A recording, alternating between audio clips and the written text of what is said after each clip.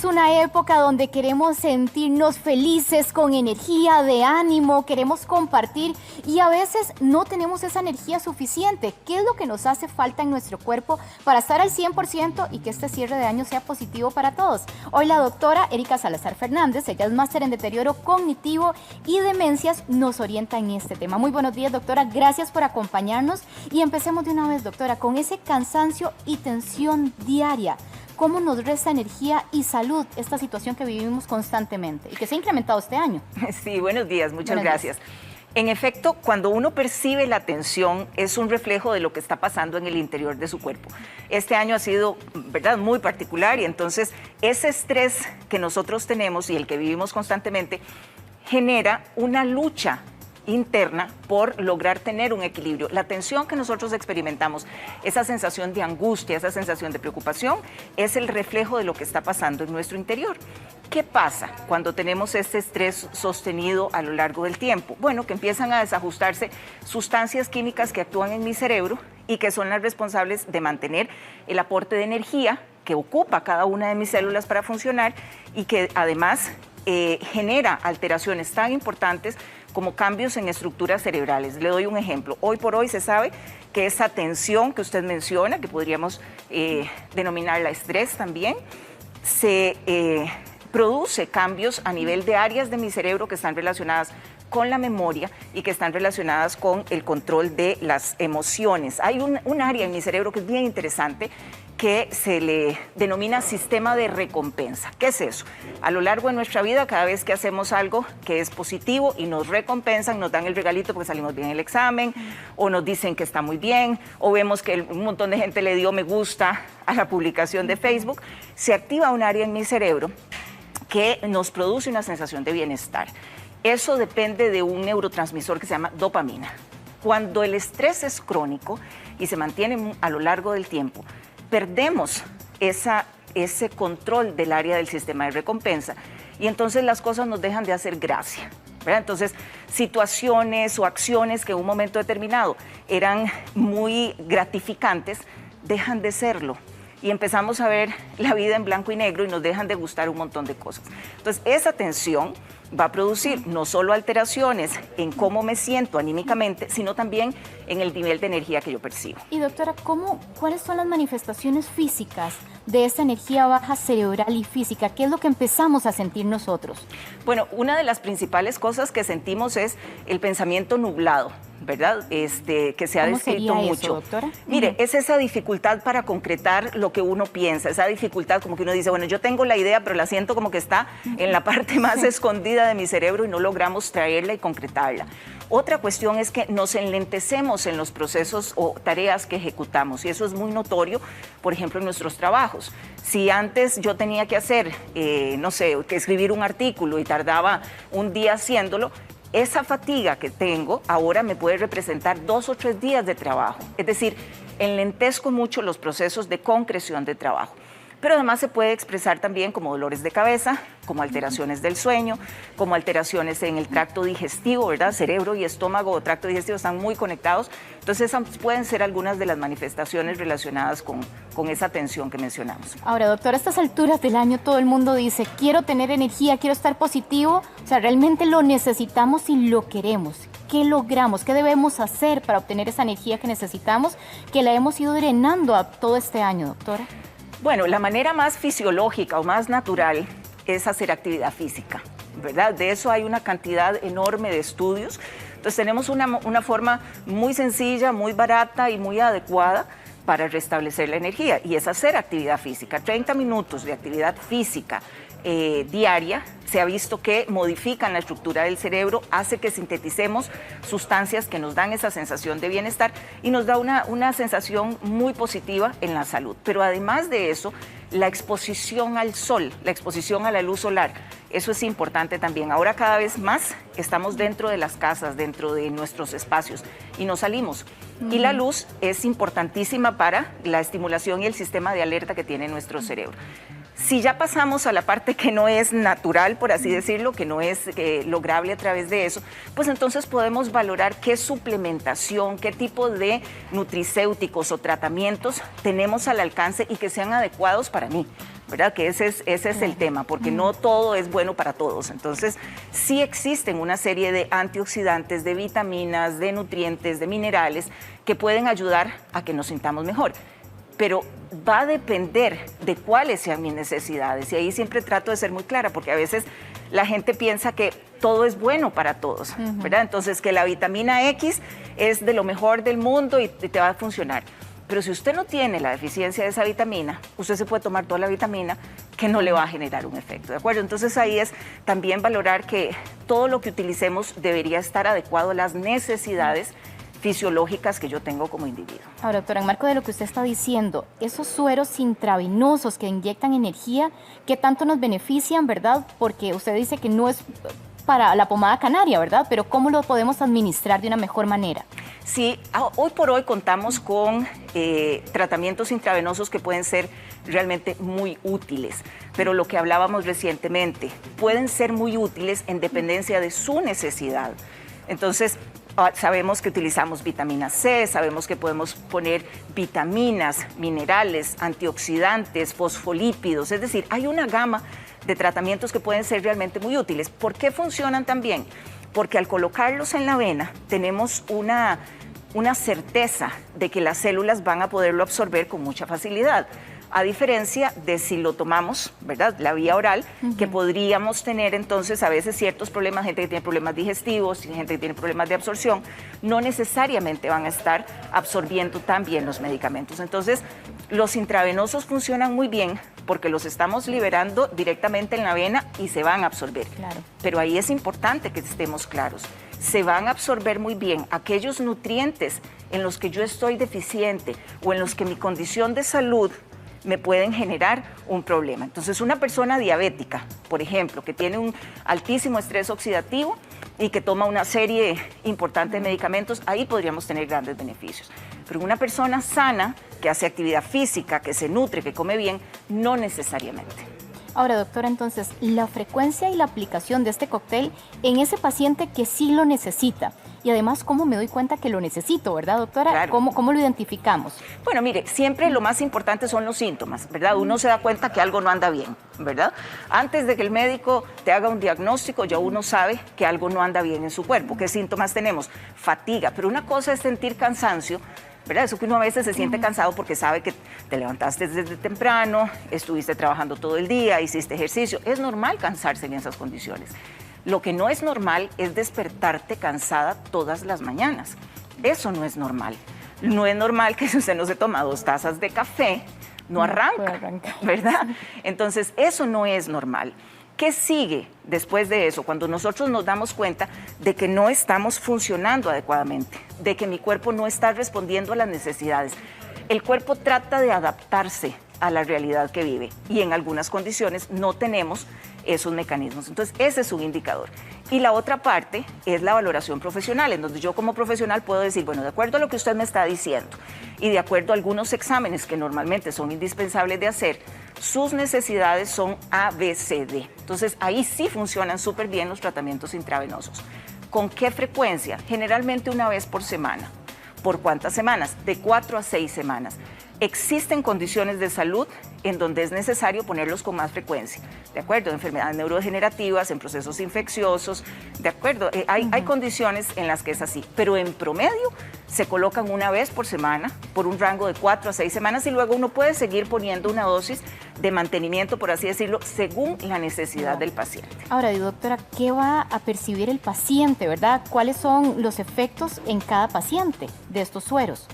Va a depender de cuáles sean las necesidades. Entonces, si es fatiga lo que la persona tiene, pues obviamente uno generará un tratamiento que va enfocado en mejorarle el nivel de energía, en mejorarle la capacidad de concentración. Y generalmente estos síntomas van juntos, ¿verdad? La persona está cansada, se siente mentalmente fatigada, le cuesta concentrarse, tiene problemas de memoria, tiene decaimiento o alteraciones del estado de ánimo. Entonces, ¿qué espera uno que generen los tratamientos que se están poniendo en la vena o por cualquier otro medio? Bueno, pues mayor energía, mayor capacidad de concentración, mejora en el estado de ánimo, mayor capacidad de concentrarse. Esos serían los síntomas que las personas, eso sería lo que vamos a corregir con el tratamiento. Doctora, cuando hablamos específicamente del glutatión, ¿qué es lo que aporta y quiénes son candidatos para esta intravenosa de glutatión? El glutatión es un antioxidante que tiene beneficios realmente muy, muy positivos y que están muy evidenciados, ¿verdad? Que eso es importante también. Cada vez que vamos a utilizar algún tratamiento, pues tener la certeza de que tiene evidencia científica de que funciona, ¿verdad? No poner por poner simplemente.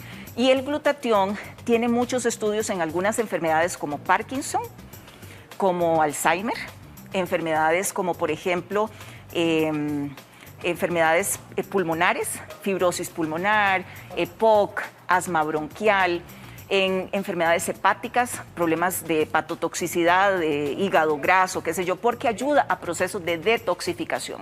Y también se utiliza con muy buenos resultados en depresión, en alteraciones del estado de ánimo. Porque el glutatión, aparte de que es un antioxidante, es decir, lo que hace es limpiarnos, por así decir, el óxido que se ha formado en las células, pero además de eso, el glutatión favorece que produzcamos sustancias que mi cerebro usa para memorizar, para atender, para poner atención y para sentirse con buen estado de ánimo. Neurotransmisores como serotonina, dopamina, noradrenalina. Eso hace el glutatión. Entonces, los efectos del glutatión es muy bonito, es un medicamento muy amigable porque las personas suelen sentir el efecto de manera muy rápida. Es decir, se pone la dosis y usted siente el subonazo de energía, la mejora. Y como le digo, el efecto va a ser más marcado en aquellas personas que tienen más deficiencia, en pacientes diabéticos, por ejemplo. Funciona muy bien el glutatión porque la diabetes genera mucho estrés oxidativo en las células. Entonces, hay una gran cantidad de condiciones en las que se utiliza. En deportes, en deportistas de alto desempeño, el glutatión parece ser muy adecuado para mejorar el desempeño físico y para tener mayor capacidad y mayor resistencia. Doctora, cuando escuchamos cifras como las que arroja la caja de que más de 400 empleados en este momento están incapacitados porque no pueden dormir, es alarmante. ¿Cuál sería la recomendación en el caso de estos pacientes que no logran conciliar el sueño? Bueno, mire, ese es todo un tema, ¿verdad? Y estamos ante una situación muy particular en donde se han venido invirtiendo los patrones de sueño, ¿verdad? Nosotros tenemos un ciclo en nuestro cerebro en donde secretamos ciertas sustancias en las mañanas que nos mantienen alerta y eso se va gastando, por así decirlo, de manera que en la noche ya nos da sueñito. Pero ahora la gente, como está en la casa, muchas veces empiezan a alterar eso y consecuentemente la secreción de nuestras sustancias se alteran. Recomendaciones, lo mismo que te decía hace un momentito, actividad física. El sedentarismo es terrible para un montón de funciones de mi cerebro, incluyendo la síntesis de neurotransmisores o de sustancias que intervienen en el ciclo de sueño. La exposición al sol, la exposición a la luz y sobre todo también valorar si estos desajustes están causando alteraciones en hormonas como el cortisol, ¿verdad? Que yo siempre le digo a la gente, no está de más echarse una medición de cortisol, que es un examen de laboratorio, se puede hacer en saliva, se puede hacer en sangre, y es bastante adecuado para saber si estoy manteniendo niveles muy altos de esta hormona a lo largo del día, difícilmente voy a dormir. ¿De acuerdo? Entonces, hay una parte que nosotros podemos manejar con cambios del estilo de vida, actividad física, valorar muy bien qué estoy comiendo, suplementos como la melatonina, ¿verdad? La melatonina es una hormona, normalmente la produce mi cerebro, pero se consigue con mucha facilidad en diferentes centros de venta, ¿verdad? Macrobióticas, farmacias. Y yo siempre la recomiendo con tranquilidad porque es muy inocua, no es un tratamiento que te vaya a generar adicción o efectos secundarios. Y entonces uno puede utilizar dosis bajas de melatonina en la noche para decirle al cerebro, ¿verdad? Descanse, engañarlo un poquito. Sí. Relajarse, buscar cómo hacerlo. Si eso no está funcionando, siempre es importante una valoración.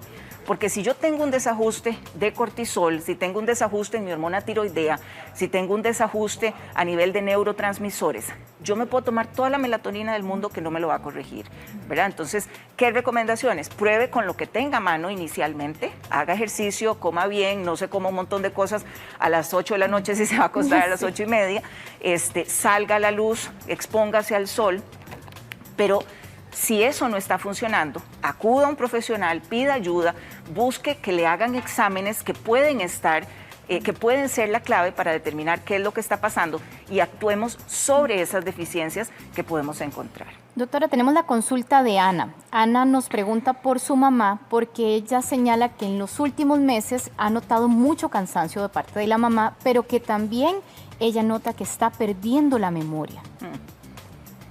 ¿Qué se hace en un caso como la mamá de Ana? Bueno, ahí es importante valorar la edad, ¿verdad? ¿Qué edad tiene? Porque no es lo mismo que usted me diga que hay una señora, ¿verdad?, que está perdiendo la memoria y tiene 60 años o tiene 50 años, a una señora que ella nota que está perdiendo la memoria y tiene 75 años, ¿verdad?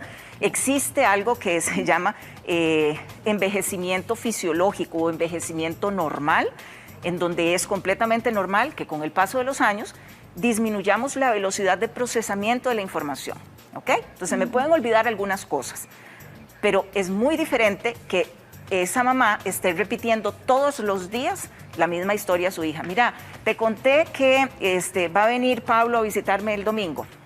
Y eso lo repite y lo repite y lo repite. Esas cuestiones ya nos sugieren que hay alguna condición que no es normal.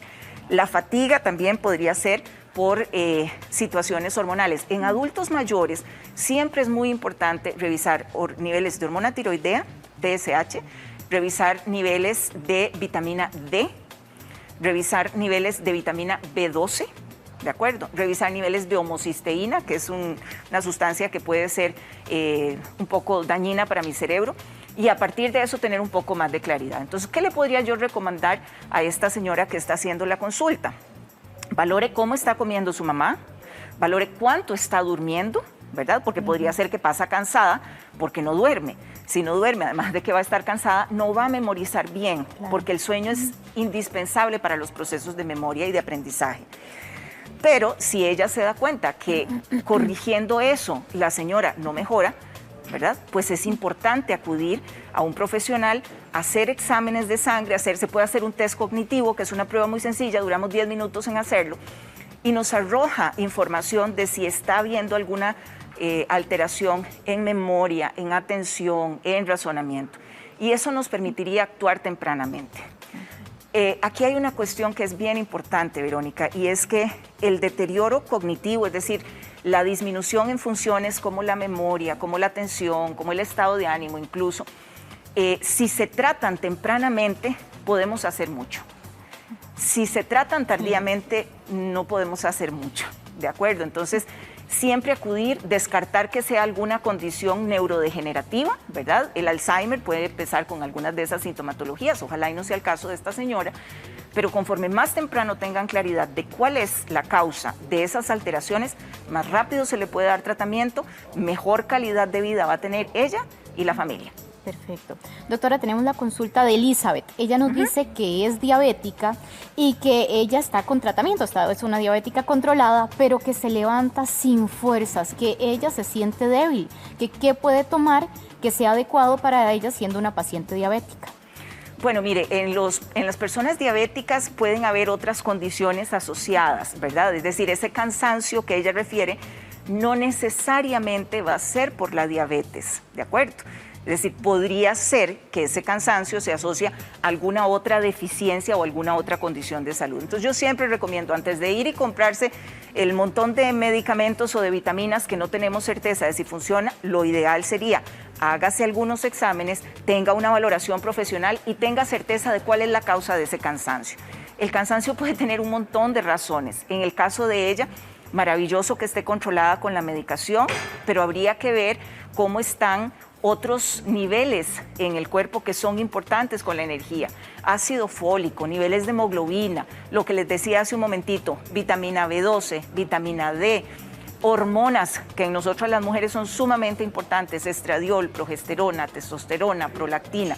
Entonces, mi recomendación para ella es Bueno, ¿qué vitaminas en términos generales pueden funcionar para la parte cerebral? Que tengamos evidencia, todas las vitaminas del complejo B. Entonces puede ser que algunas vitaminas del complejo B puedan ser útiles para ella. Ella es una paciente, por ejemplo, que sería una muy buena candidata para glutatión, porque es diabética y pues tiene falta de energía, ¿verdad?